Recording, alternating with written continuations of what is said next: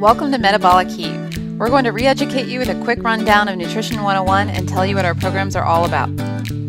A vast majority of the population speaks about metabolism in terms of fast or slow, when really it's not. It's hot or cold. In order to understand metabolism, there are three metabolic thermostats we're going to discuss. First is the metabolic caloric thermostat. It has three rules that it follows. Rule number 1, metabolism is a function of heat. Rule number 2, a calorie is a heat energy unit. And rule number 3, fat only converts to energy in a calorically hot environment. So the question is, how many calories do you need to consume every day to generate enough metabolic heat to burn fat for energy? A 200-pound person has a request of 2,124 calories daily to do nothing more than sit around all day watching television. That same 200-pound person with an active lifestyle has a request of 2,548 calories. Or if they were an athlete, their minimum requirement would be 2,762 calories. 2,548 calories is 100 degrees on the temperature scale.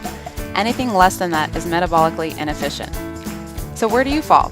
Typical Americans have inconsistent eating patterns due to their busy day-to-day schedules, and they get far fewer calories than they require to operate efficiently.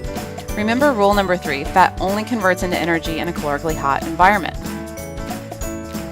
We can now build a new food program consisting of 3 meals and 3 to 4 snacks per day, thus introducing a consistent energy pattern. The meal plan will last 7 to 10 days before it needs to be adjusted to your new body composition. A typical body fat loss of 1.3% per week can be expected. Each meal plan is strategically linked to one another, increasing calorie consumption by 10, 12, or even 15% each week until the desirable amount of calories is reached.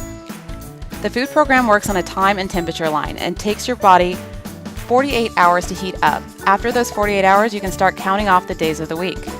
The 2 most important guidelines are: eat all of your meals in order and get them all in by the end of the day, even if only 5 minutes separates them. Let's say, for example, you were on point days 1, 2, and 3, and life got in the way on day 4. You didn't get all your meals in. You just mismanaged heat and your body cools and the day is lost. It takes another 48 hours to heat back up with a total of 3 days wasted. If you fall off 2 times, that is 6 days and the week is essentially lost. That shows you how important it is to stick to your plan. The second thermostat is hydration. The simple guidelines state that an inactive person must consume a half an ounce of water for every pound of body weight per day.